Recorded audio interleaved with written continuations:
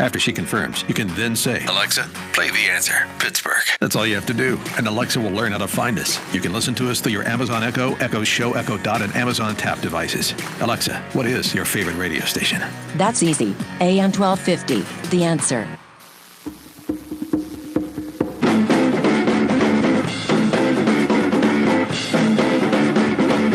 This guy wants to be president. Yeah, this is Robert O'Rourke, also known as Beto. Listen. Is there anything in your mind that the president can do now to make this any better? What do you think? You know shit he's been saying. He's been calling Mexican immigrants rapists and criminals. I don't know, like, members of the press, what the f***? Hold on a second. You know, it's these questions that you know the answers to. I mean, connect the dots about what he's been doing in this country. He's not tolerating racism, he is promoting racism. He's not tolerating violence, he's inciting racism and violence in this country. So, you know, I don't know what kind of question that is. Well, the Democrats have decided that the only way to beat Trump is to define him as a racist. And then when they've already unfairly defined him as a racist by distorting or exaggerating what he said, they can then blame him for just about everything because he's a racist. Listen to Chris Matthews here, and keep in mind that the president was talking about rats, and he was clearly talking about rats, and Matthews had to know that. President Trump's use of the word infested to describe Congressman Cummings' Baltimore district as part of a pattern the president typically only uses to refer to minority communities. After Georgia Congressman John Lewis, who represents Atlanta, said Trump was not a legitimate president, Trump said he should, quote, spend more time on fixing and helping his district, which is in horrible shape and falling apart, not to mention crime infested. He later added that Lewis should, quote, finally focus on the burning and crime infested inner cities of the U.S. And in his initial tweet attacking the 4 congresswomen of color, he told them to go back and help fix the totally broken and crime-infested places from which they came. In an interview Sunday, acting White House Chief of Staff Mick Mulvaney was asked about the president's rhetoric, his word usage. Let's watch. Infested. It sounds like vermin. It sounds subhuman. And these are all 6 members of Congress who are people of color. I think you're spending way too much time reading between the lines. I'm not reading between the lines. I'm reading the lines. Good for Chris Wallace. I'm reading the lines. Infested, infested, infested. It's a word. It's vermin. It's a Hitlerian term. You go back and read Goebbels and all that stuff. It's all about the Jews in that case. It was its use of the word vermin, infested. He's obsessed with this thing about cities. Well, and this is the Nazi playbook, right? I mean, you dehumanize people. You say they're infested. It gives you the reason to, I don't know. Well, exterminate them. To exterminate them. Or something like that. And I think that this is, again, his way. And he's done it for every single one of these cities. And what many of these cities have in common is a majority African-American population, in some cases African-American leadership. And he goes at them. I don't know who the woman is. Doesn't matter. She's an idiot. But so Matthews tells a blatant lie about Trump, and the word infestation is used all over the media now to add to the racist narrative. And, of course, Obama and Elijah Cummings, we have it on tape, we've played it here, I think, have said the same thing about crime-infested neighborhoods. Guys like Matthews act like Trump is the first person ever to use that term. It's insane. Then there's this from the Meet the Press yesterday. Chuck Todd with a professor from Princeton named Eddie Glaude and North Carolina Governor Pat McCrory. Listen. For us to understand the kind of continuity, the line, the connection. What does it mean to have a discourse in which people are dehumanized, where you use a phrase like illegal immigrant, where the phrase itself places that person outside of a certain kind of sense of empathy and decency? What happens? Otherizing. What happens when we use language like infestation, children? You use this, Governor, children. Yes. Carrying perhaps disease across the border. What happens? You set the stage for people who are even more on the extreme to act violently. We are in a cold civil war. And there's some people who bear the burden of it, Chuck.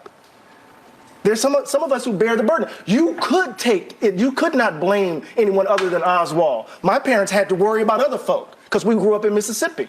You had the luxury not to worry about the context, but we had to live. We had to grow up in it. So here we have children. I'm sorry to go on and on. We have children in El Paso right now, right, who've just witnessed their family members, their friends, shot down because somebody thinks there's a Hispanic invasion of the country, which is almost the exact same language of the President of the United States. Governor, if you can't condemn that without making the equivalency move. Well, I'm not going to condemn people who use illegal immigrant terms. Of course, why not? No, in this. Why not? Because it's stupid to ban it. That's what they are. They're illegal immigrants, and maybe they should stay home, and that would solve a lot of problems. It's hysteria, and it's insane and unbelievably dishonest, by the way. Now, the best piece I've seen today on the shootings was written by a regular on this show, David Harsani of The Federalist, and he's going to be here to talk about it when we come back. Stick around. Hey, come on, baby, follow me. I'm the Pied Piper. Follow me. I'm the Pied Piper, and I'll show you where it's at. Come on, baby, can't you see? I'm the Pied Piper. Trust in me. I'm the Pied Piper. A couple of weeks ago, we had Rocky Blyer here to talk about his work with Miracle League in Moon Township, Fields for Athletes with Special Needs. Jim Leland, the Pirates' former manager, is also involved in that project. Jim, thanks for being here. Great to be here, John. Great to talk to you. Tell me about the Miracle League of Moon Township. It's just a great thing for these kids, and it's a wonderful opportunity to people to participate. Some people are a little less fortunate than others, and I think it's just a great opportunity for people to volunteer and to help out and put a smile on somebody's face. I've seen the field that they put out in Upper St. Clair. It's amazing. Oh, it's unbelievable. The way they construct these things, they have the ramps and everything for the kids. It takes a little stress off the parents. I think it's what Pittsburgh's all about. It's just a great thing. It'll serve Montour, West Allegheny, Moon, Sewickley, Weirton, Steubenville, Beaver County, and surrounding communities. Approximately 100 to 200 children will be eligible to participate, and it'll also serve adults with special needs. So it's a great cause. And if you'd like to see how you can help, maybe donate some money, check it out at miraclesinmoon.org. Miraclesinmoon.org. We'll be right back. Recent storms have done a number on Pittsburgh homes and businesses. This is John Steigerwald. If you've had damage to your roof, windows, siding, or gutters and downspouts,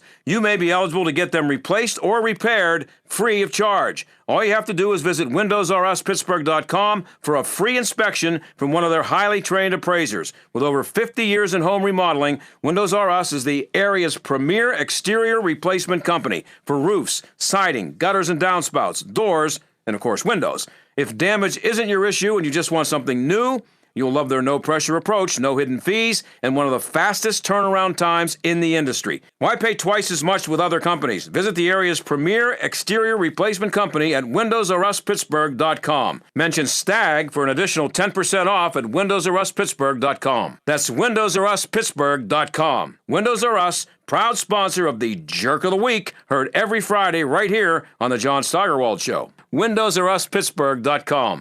You started your business with nothing but a great big idea. They told you it couldn't be done, but that just made your work harder to prove them wrong. Now look at you, ready to take on the world. Speed Pro Pittsburgh South gets where you're coming from. When they said they wanted to create great big graphics for great big ideas like yours in less time than anyone else, they were told it couldn't be done. Speed Pro Pittsburgh South just smiled and said, "Oh yeah? Watch us." When you need a large format printing partner who can provide high quality visual graphics in stunning detail, from trade show displays to outdoor signs, 3M brand vehicle wrap for your fleet, to window graphics, banners, and decals, Speed Pro Pittsburgh South can handle most jobs in 2 days or less, and can roll with last minute change-ups without breaking a sweat. Who says it can't be done? For a free quote, visit speedpropghsouth.com. Do you find yourself struggling to get comfortable while trying to read or watch TV in bed? Consider an adjustable bed from the Original Mattress Factory and elevate your sleep experience. Raise your head and feet to the zero-gravity position to help relieve joint pressure and provide optimal comfort. The Original Mattress Factory offers 2 models of high-quality adjustable beds at an excellent value. Both models are designed to pair perfectly with an Original mattress. Visit an Original Mattress Factory location near you to find the perfect adjustable bed and mattress for you. Sleep impacts your ability to focus, learn, and solve problems. But according to Harvard Medical School, only 11% of American college students are sleeping well. At the Original Mattress Factory, we can't guarantee that your college student won't stay up until 3 a.m. cramming before a big exam. But we can provide a hand-built, high-quality mattress at a factory direct price when they are finally ready to get some rest. Visit an Original Mattress Factory store near you or go to originalmattress.com to learn more. The John Steigerwald Show, AM 1250, The Answer.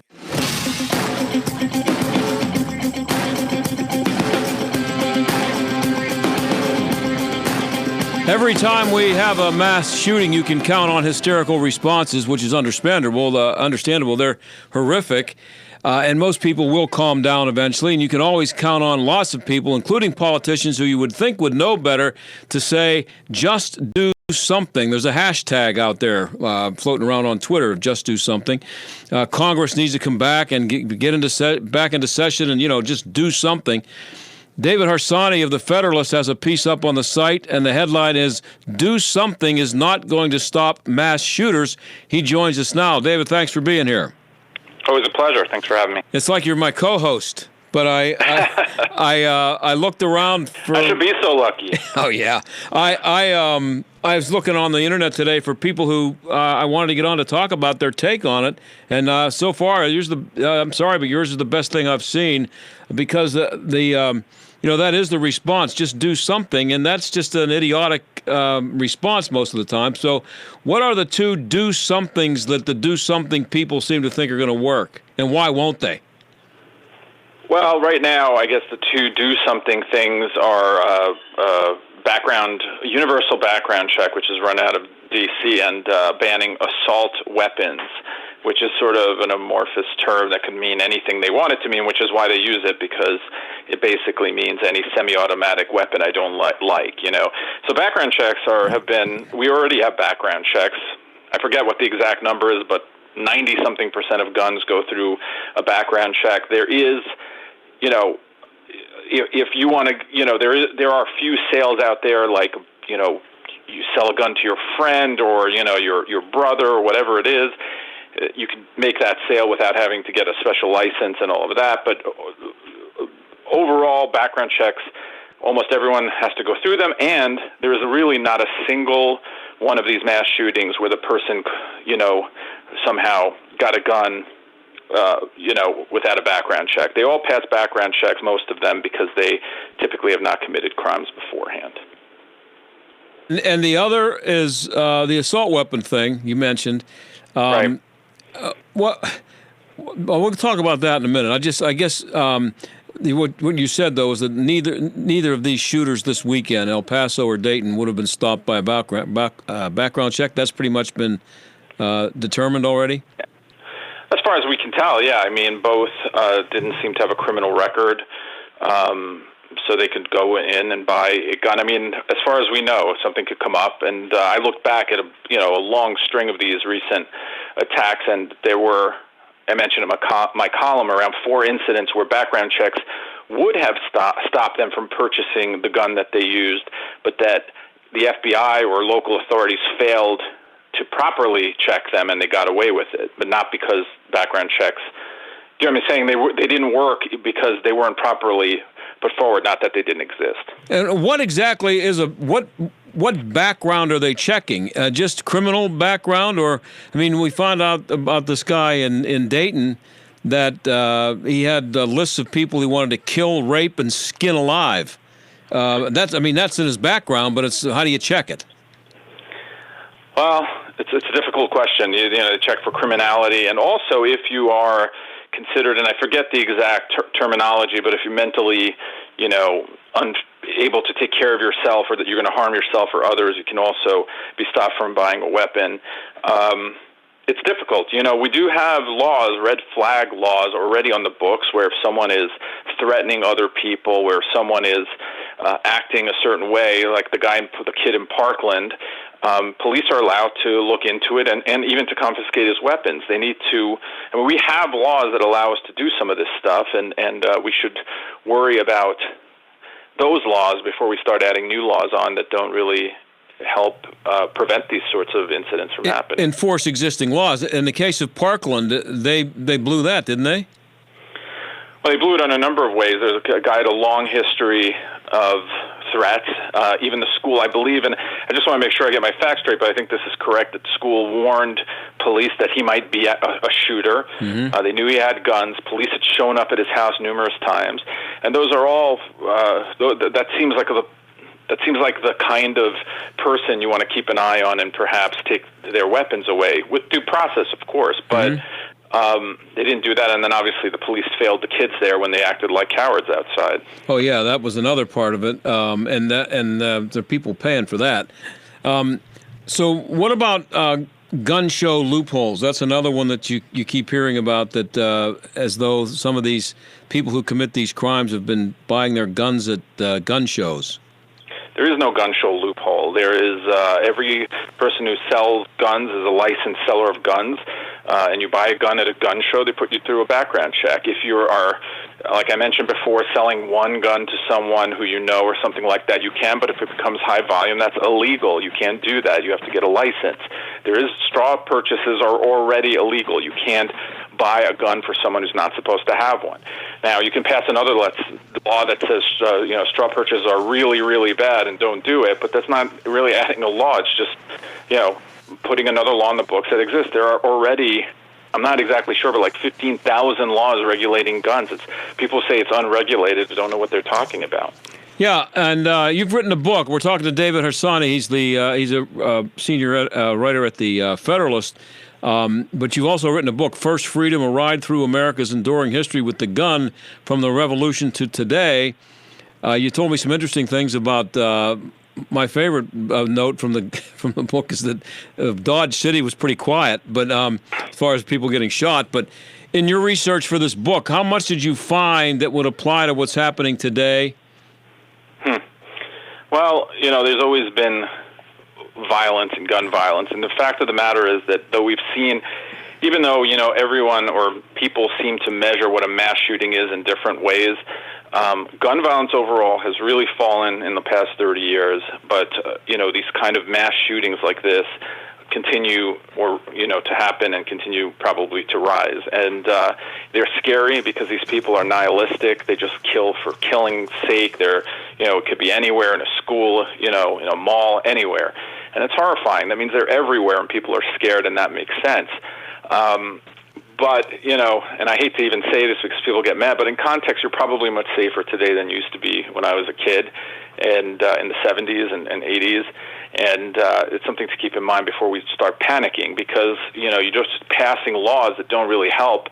It's just a waste of your time. It may make you feel better, but you're not really helping the situation. Yeah, your first line of your piece is, although mass shootings account for a fraction of gun deaths in America and gun homicides are at historic lows, the terroristic nature of these crimes make them especially traumatic and destructive, which is what you just said here. But how many people do you think are aware that mass shootings, number one, account for a fraction of gun deaths, but also that gun homicides are at historic lows? You hear the numbers coming out of places like Baltimore and Chicago, but we're still at historic lows?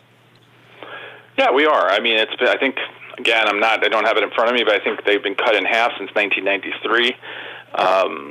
Places like gentrified cities now, like New York City and elsewhere, for many different reasons, have much lower crime rates, much lower murder rates.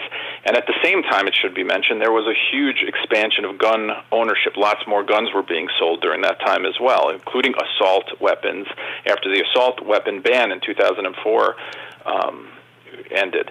So I'm not saying that those guns made it safer or brought down crime, but I think that it's worth pointing out that more guns don't always mean more crime, and that we maybe have a deeper problem here with these young, typically and quite often white, males who seem lost and angry and hateful, and that it's something that we as a society need to look at maybe a little deeper than just the easy, guns are the problem kind of answers that we usually hear.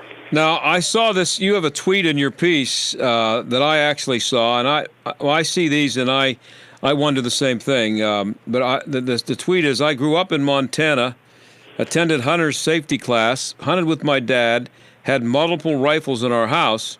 No one in my family defends the idea that Americans have the need or right to buy military assault guns capable of killing 9 people in 30 seconds. And then he has the hashtags, 2 of them, enough and do something. That's Michael McFaul. And what's your response to that tweet? The tweet's got a lot of misleading and untrue stuff packed in there. First of all, the Second Amendment has nothing to do with hunting. No, zero. It has to do with defending yourself, your property, your family, your freedoms, and the nation's freedoms. So, well, that's what it's about. And the reason that he uses the term assault weapons or guns or war, people call them war weapons, things like that, is because they know well that Heller decision protects the right of people to have semi-automatic rifles, which are in common use, but not the right to have fully automatic military weapons. They want to conflate those two things so that they can move forward and say that these weapons should be banned. They purposely muddle it. He answered my tweet when I pointed that out to him, and he said that it's just semantics. Well, it's not semantics. It's in the Heller decision, and it's important, and he knows that as well. Who is this guy, by the way? I remember in the tweet, but I've forgotten. I mean, I saw it in the tweet, but I've forgotten. He's a big anti-Trump guy now. I think he was an ambassador, and he's written a best-selling book and things like that. Okay. I would say he's sort of like a very, very moderate Republican. So moderate, he votes Democrat all the time. Yeah. So. But listen, I mean, you had Donald Trump, you have Pat Toomey, you have others wanting to pass things that that I think are not very helpful, including, red laws, which sometimes in California, for instance, these laws, like you can report someone who you think might be dangerous and the police will come and take his guns. But a lot of these laws, like in California, they really strip away due process where, you have an angry boyfriend or girlfriend, they can just report you and people will come take your guns away. I think we have to be careful about that as well. You also addressed the argument that so-called assault rifles are not commonly owned and shouldn't be protected by the Second Amendment. I see the argument all the time that, the founders meant muskets, and that's what was a commonly owned gun at the time. Well, I mean, the classic answer to that is that, are you using a quilt and parchment paper right now? No. Yeah. You're using the internet. The founders were not idiots. They understood the technology moved forward. In fact, many of them saw guns that were already pretty advanced, like air guns and things like that. They understood that technology moved forward, and the point of the Second Amendment is a natural right to defend yourself, not the musket itself. I mean, that's, I think, a weak argument. Mm-hmm. I have about a minute and a half left, David. What doing something might actually do something, do you think? Well, I have to say, it's tough. I'm not sure, because I think that we don't really know why it's happening. So, I think one thing that we can do is talk about trying to help families and schools sort of pinpoint what kind of person might do something like this, and either get that person more help, or make sure they don't get guns. I think that that's a realistic thing to look at, and it's going to take a lot of work. There's no simple answers. And I think that tightening up the laws that we have plenty of laws on the books. We have to make sure that they're used, make sure that, we're not allowing people who shouldn't have weapons to have them. No, responsible gun owners this is the worst thing for them because they believe in this right and they don't want to see it abused. I have less than a minute, David. What do you think about the Democrats' response and blaming Trump? Have they topped themselves on this one? I don't know how it's going to turn out, but I think it's pretty despicable to use the blood of Americans in that way. The idea that, I get letters sometimes like, when will you denounce white supremacy, as if I am somehow responsible for that. I'm Jewish. I don't have to, I denounce them because it's terrible, but I don't have anything to do with them any more than asking someone who's Muslim to denounce every terrorist act that is Islam, that happens in Islam. It's ridiculous. Hey, David, I'm out of time. Always great to have you. Thanks a lot. I appreciate it. A pleasure. Thank you. Okay, David Harsanyi of The Federalist, and we'll be right back.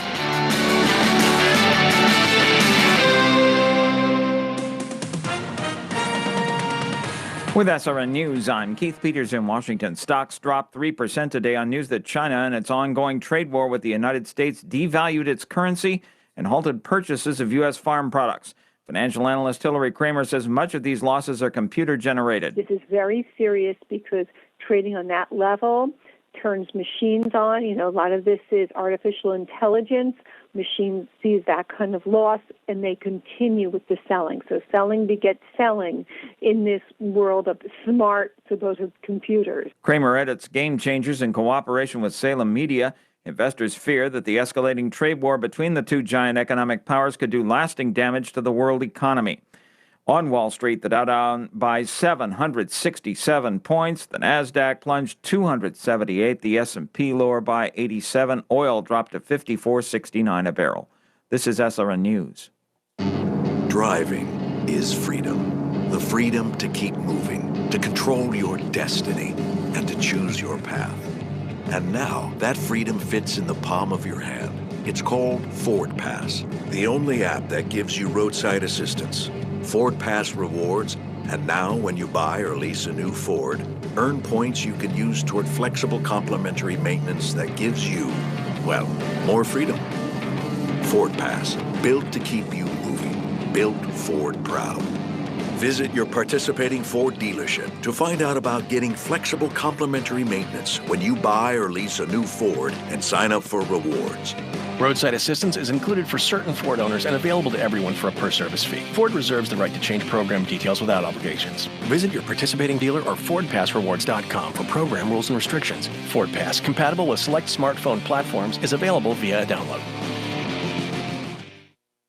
Dennis Prager is looking at the future of North Korea. If Kim Jong-un will give up a lot of his nuclear capabilities and in some way lighten up his totalitarian rule, because flattery from the President of the United States goes a long way, then let him flatter this barbarian. The Dennis Prager Show, weekdays at noon, right before Sebastian Gorka at 3 on AM 1250. The Answer. This is Chris Abernethy of Abernethy and Hagerman. You don't want the government deciding what happens to your estate or how much they will take. At Abernethy and Hagerman, estate administration is the heart and soul of our practice. We have the experience to help not only plan, but administer your estate properly, to protect your assets, minimize taxes, and ensure that your inheritance gets to the ones you love. Decide for yourself. Abernethy and Hagerman. Legal help that lasts a lifetime. Visit a-h.law. Community Bank. City Mission. Number 1 Cochrane. Highmark Stadium. Peters Township Community Center. Angelo's Restaurant. What do all these businesses have in common? Nello Construction. Design and build with one company. Nello Construction. Full service construction from the ground up. Renovation. Expansion. Nello Construction. The choice for business. See the projects. Begin the journey at NelloConstruction.com. Pella has done it again. With our brand new lifestyle series, Pella can customize window replacement solutions room by room. Imagine bedroom and bathroom windows with shades between the glass, a room darkening experience for sleep in one room and beautiful privacy in the other. Pella Lifestyle Series is the #1 performing wood window and patio door. Right now, get 50% off installation or 18 months, no payments, no interest. Call 888-77-PELLA, PellaPittsburgh.com. Healthy pets, healthy people, focusing on a natural, holistic approach for human and animal wellness. Host Dr. Edmund Sokalski and his guests discuss various topics on health and wellness for us and our companion animals. Airs each Saturday, live from 9 to 10 in the morning on 1250 AM The Answer, giving you the opportunity to call in with your questions. A healthy pet is a happy pet, and being healthy makes people happy. Tune in, listen, learn, be well. Stuck in traffic? We've got the answer. Got some heavy delays on northbound 79 Grant Avenue up to the Parkway North, crash off to the shoulder. Now we're also very busy on the Parkway North outbound Venture Street up to Union Avenue. Outbound 65 delays there from 19 to the McKees Rocks Bridge. Parkway West heavy inbound Green Tree to the Fort Pitt Tunnel. Outbound slows down 79 to Campbell's Run Road. That's a look at traffic. I'm Jenny Robinson. AM 1250, The Answer. Weather. For some of you, tonight starts out with a thunderstorm. Otherwise, it'll be partly cloudy tonight with a low 66. Warm and humid. We'll have sunshine mixing with clouds and thunderstorms in the area later in the afternoon. High will be 85. Mostly cloudy with a shower and thunderstorm around tomorrow night. A muggy 65. Mostly cloudy with a shower and heavy thunderstorm around Wednesday, high just near 80. With your AccuWeather forecast, I'm meteorologist Frank Strait. The John Steigerwald Show, AM 1250, The Answer. Texas has been in the news for all the wrong reasons here in the last couple of days. It's good to have a guy from Texas on to talk about it. Now, I had originally wanted to have him on to talk about the unbelievable government stupidity in Austin and the invitation to the homeless to come down and pitch tents there. We'll get to that in a minute. Matt Makoviak is the Travis County Republican Party chairman. That's down in Texas. He's also a writer for Washington Times, a political consultant who has worked for senators, a governor, and President George W. Bush. He joins us now. Matt, thanks for being here. John, my pleasure. How are you? Good, good. So how is this story playing in Texas right now? I mean, I know how it's playing everywhere, but especially in Texas.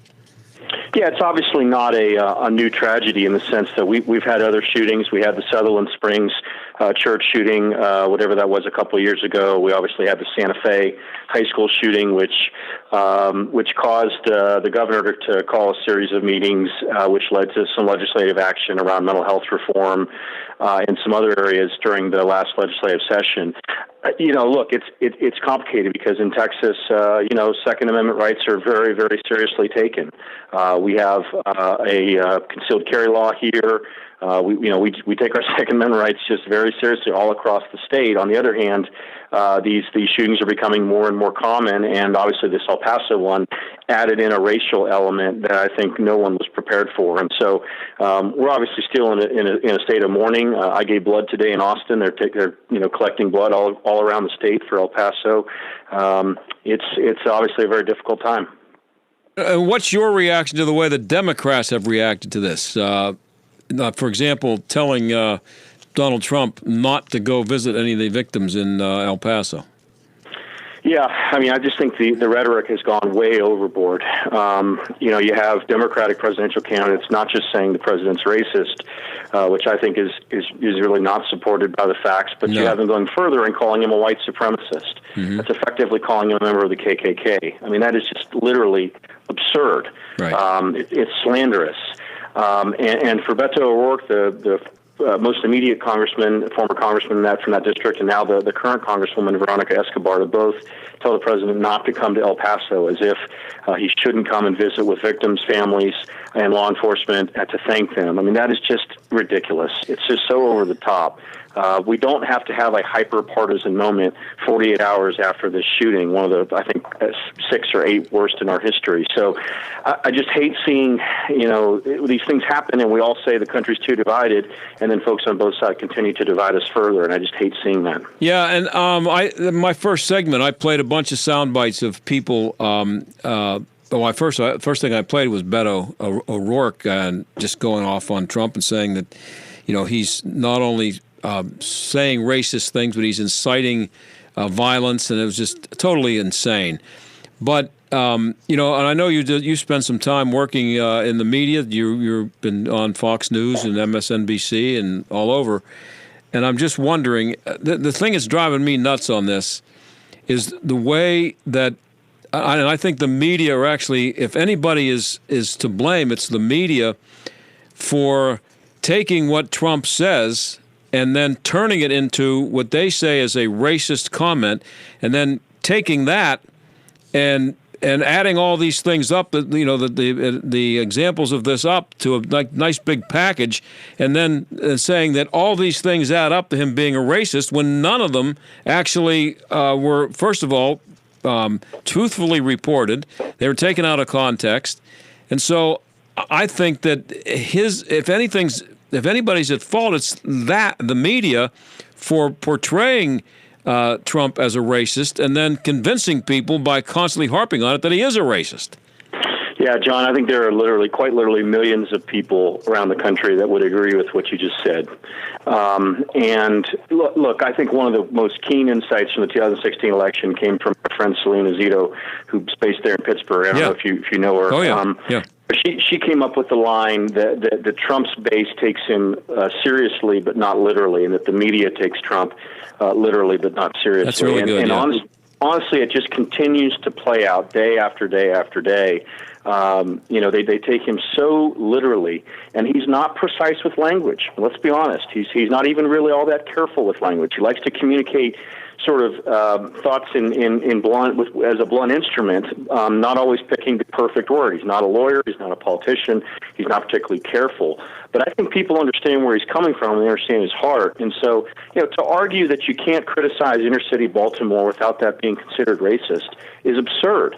Our inner cities are in many cases in very, very, very bad shape around the country. And honestly, he's not just criticized, primarily African American cities. He's criticized New York and San Francisco as much or more than anywhere else, including calling the current mayor of New York City the worst mayor in the history of the city. So I just think, if you cannot criticize an African American elected official on the basis of their record solely because they're African American, that is not Martin Luther King's idea of judging men by the content of their character. And that's I think, totally fair. Now, if you want to make racial statements, I think that is open for criticism. I didn't like the sort of send them back line that he used. But this idea that he's a white supremacist, literally in league with the KKK, is so absurd and offensive and slanderous that honestly, I think Democrats in the media go way too far, and it makes a lot of average people sit back and say, that doesn't sound right to me. Trump must be on the right path. It's also everywhere. It's just accepted now among the two entire networks full of commentators, two or three. I mean, I'm talking about MSNBC and CNN, but if you could throw ABC and CBS in there too, he's just a racist. It's just been it's just been totally established by them that he's a racist. I saw a great tweet. Somebody named Matt Nelko tweeted to me, says, "Sorry, but when person A describes a place as being filthy and rat infested, and person B immediately thinks of black people, it's not person A who's the racist." I think that's a really good tweet, because that's what's happening. That's what's happening. People like Chris Matthews are showing how wonderful he is and how woke he is, and he's actually showing himself to be a little bit bigoted. No, I think that's a good point. And look, I do think Trump has an opportunity to be more careful with language to make his point more sharply. And honestly, I thought his statement this morning was excellent. Calling out racism, bigotry, and yes, white supremacy by name was a very good step. And almost everything else he said in there, or everything he said in there, I thought was really quite unobjectionable. And I imagine he'll have a similar message on Wednesday when he visits El Paso and Dayton over the objections of, hyper-partisan Democratic elected officials. So, but you're right. I mean, look, let's be honest about this, John. Democrats have been taking the African-American vote for granted for a generation. And they do not want to be called out for the record, right? The war on poverty has failed. We've spent, good Lord knows how much money we've spent on the war on poverty. We have just as many people in poverty today as we did before. Look at it in the inner city, right? You don't have school choice, so you don't have parental freedom in terms of taking kids out of failing schools and putting them into good schools. That affects the Democratic constituency. There are so many issues there. So I do think there's an opportunity for the president to make the argument that the inner cities have been run by Democrats for generations, and they keep having the same failures they've had. And so there's an opportunity to make that argument if he's careful and if he does it the right way. And by the way, just to throw in here, I've seen sound bites from both Obama and Elijah Cummings using the word infested when talking about crime-infested neighborhoods, and they were talking about Baltimore, or I don't remember what city it was, but it was an urban area. I want to talk about Austin in just a second, but I just want to get to one other thing. There's been a lot of talk, and this is good to have you on here today because this has been coming up, it seems, in the last few days. A lot of talk lately about Texas becoming a blue state. You're the Republican Party chairman in Travis County. I understand that is a blue state. Is it possible that this can happen anytime soon? Should Republicans be worried about that?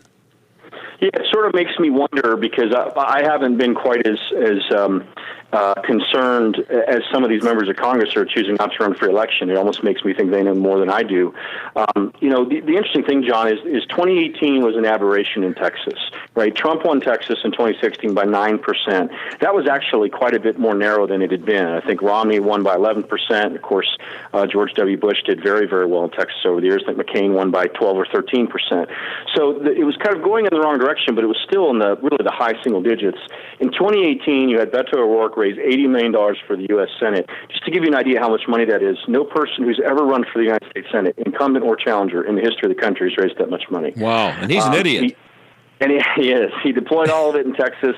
That, when combined with straight ticket voting, he brought out 1 million new voters, and he lost to Ted Cruz by 2.7%. And now the down ballot effects of that were significant. We lost 12 state House seats. We lost 2 state Senate seats. We lost 2 congressional seats. We lost every judicial race in Houston. I could keep going, and it was really quite disastrous. I think Democrats are thinking, well, 2018 was great, 2020 is going to be just the same, and that's just not how it works. Midterm elections and presidential elections have very different turnout universes. And so, ultimately, I don't think Trump is in any danger in Texas. I do think some of these targeted congressional races and down-ballot races are going to be very competitive, and I don't like seeing these retirements because incumbents always have advantages. But no, I don't see Texas turning blue in the short term. That said, we cannot continue to get a third of the Hispanic vote in a state where the Hispanic vote is going to be the majority in the very near future. Okay, now let's talk about Austin and your petition. We talked about the plan there, the idiotic plan to invite the homeless to pitch tents in the city as if that's something that helps everybody out.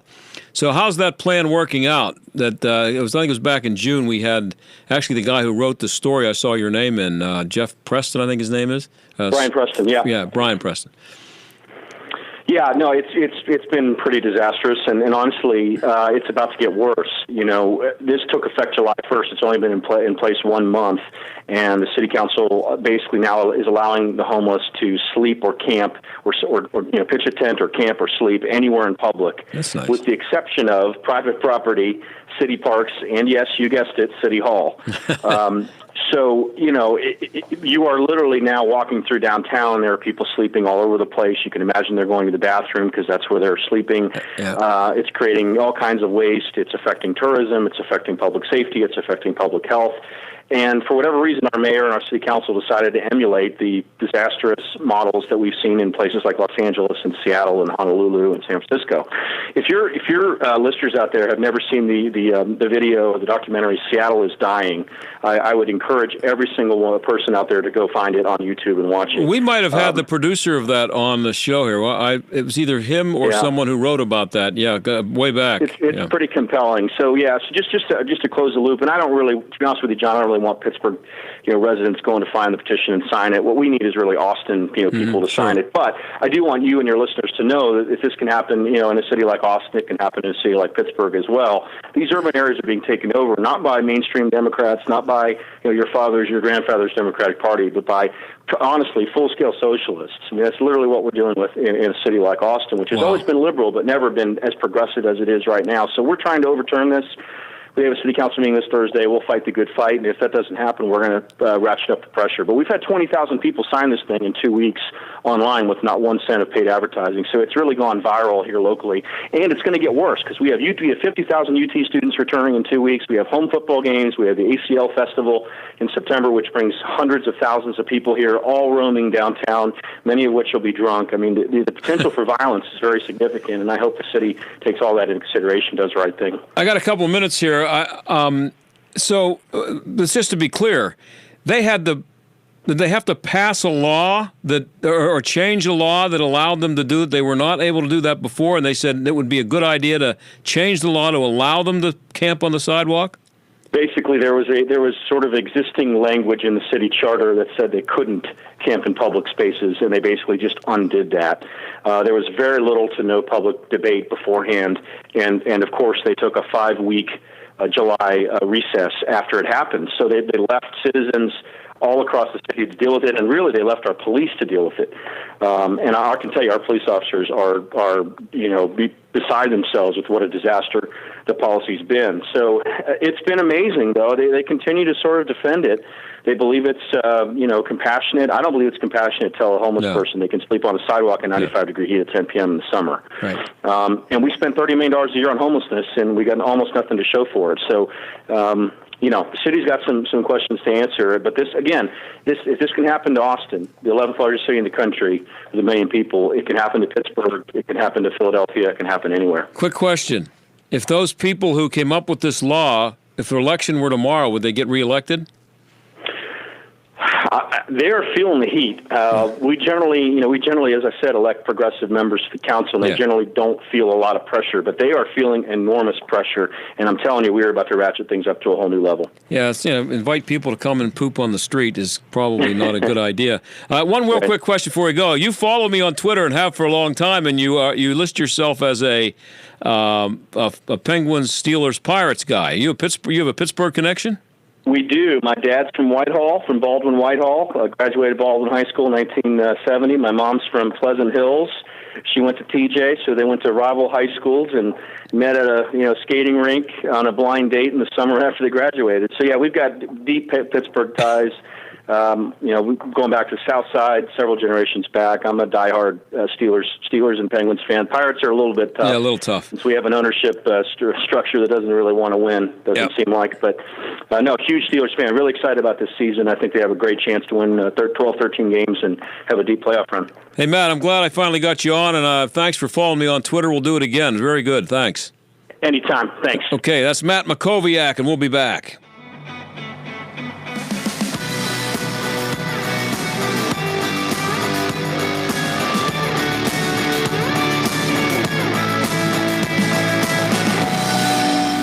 I'm here with Miracle League of Moon's Mike McGolick. Mike, I understand donations have slowed a little bit. How's progress? A lot of progress since we last talked. Obviously, it's never as quick as you want it to be, but we're happy with where we're going to be coming into the summer. You've broken ground on the field house. Foundations are going in, but the playground's been delayed. What's the plan? We'll continue to fundraise. We have a lot of great support. The community likes the project, so we're confident we'll get there in time to have the playground up for next year. And remember, every dollar you give today goes directly to fund the building of this state-of-the-art field for the kids with special needs. It'll be updated with ramping systems and different things so that individuals that have problems with their mobility will be able to get to the same spots that everyone else easily can get to. Help keep the project on track. Visit miraclesinmoon.org with your donation today. Mike, as always, wish you good luck with this project. We'll be following it, and you keep us updated, okay? I will. Thanks for all the support, and Pittsburgh, thanks for helping. Give now at miraclesinmoon.org/donate. Sponsored by Robinson Town Center, a Zamias Properties entity. Morning Bullets is asking for the public to respond to a nationwide poll that could help shape political policy in 2020. This is your chance to be heard by the decision makers all the way up the chain. Their question: should the federal government provide free health care to illegal immigrants? Yes or no? Visit TrumpsPulseOnAmerica.com to let your voice be heard before the decisions are made for you. Medical services are guaranteed by the Emergency Treatment and Active Labor Act and require hospitals to provide care regardless of citizenship, legal status, or ability to pay. The Federation for American Immigration Reform reported that medical expenditures for illegal immigrants was over $17 billion in 2017 alone. The decision is up for debate, and the policymakers want to hear what the public thinks. Should the federal government provide free health care to illegal immigrants? Yes or no? Go to TrumpsPulseOnAmerica.com now to vote. That's TrumpsPulseOnAmerica.com. TrumpsPulseOnAmerica.com. Be heard. It's a staggering statistic. 1 in 8 women will develop invasive breast cancer during her life. New technology has revolutionized breast cancer treatment, giving women more treatment options than ever before. Dr. Charla Gale Patterson, breast surgeon. Many women choose to have breast-conserving surgery, also known as a lumpectomy, but this can impact the cosmetic appearance of the breast. Newer oncoplastic surgery techniques minimize dimpling or other cosmetic changes to a woman's breast, helping her to look and feel like herself. A new medical device called BioZorb helps minimize dimpling of the breast after doctors remove the cancerous lump, maintaining the natural shape of the breast. BioZorb also helps with radiation targeting. Think of it as a GPS for breast cancer, helping radiation oncologists better target treatments to minimize the impact on the surrounding healthy tissue. It's also important for follow-up mammograms because the marker can help identify the site of the previous cancer, aiding with future imaging or medical procedures. For more information, visit mybiozorb.com. What is it costing you in vet bills for that convenience of just pulling open a bag of formulated, extruded, processed cereal bits that cost a ton of money anyways?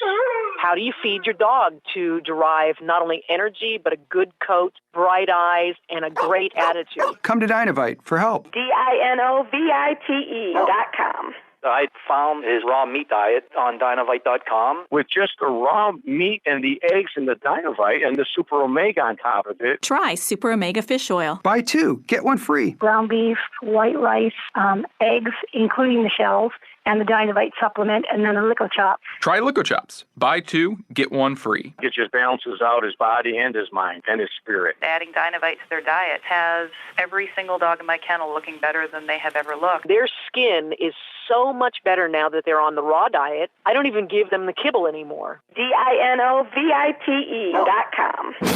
This is the John Steigerwald Show on AM 1250. The Answer.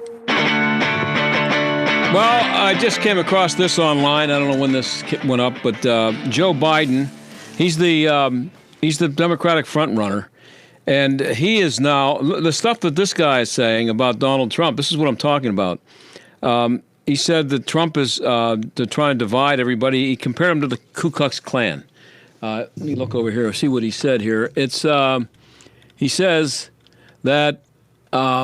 He claimed that the use of a dog whistle to subtly support racists makes him an heir to the Ku Klux Klan. This is what he said. This is the front runner for the Democratic nomination. Nobody said anything like he's saying, but he said the president's words serve to legitimize the views of bigots and give them safe harbor to speak out and be more straightforward. Listen to this. We went through this before in the 1920s with the Ku Klux Klan, he said. 50,000 people walking down Pennsylvania Avenue in pointed hats and robes because they, in fact, decided that they didn't want any Catholics coming into the country. We went through it after the Civil War in terms of the Ku Klux Klan and white supremacy. This is about separating people into good and bad in his mind. Biden said Trump is playing a dangerous game, and he suggested that following a history of inadequate presidents who have failed to live up to American ideals, Trump represents a new low, a leader who won't try. We've never really met the standard, but we've never abandoned it before. He looks like he just flat abandoned the theory that we are one people. And they keep saying that he's trying to divide people. These are the same people who are out there saying that if you voted for Trump or if you support Trump, you're a racist. End of discussion. End of story. That's the way it is because I said so. He's now being compared to 50,000 people walking down Pennsylvania Avenue in pointed hats. That's how insane it's gotten. They're nuts, and it's going to kill them. They're not going to win. He's going to destroy them. We'll be back tomorrow. Bye.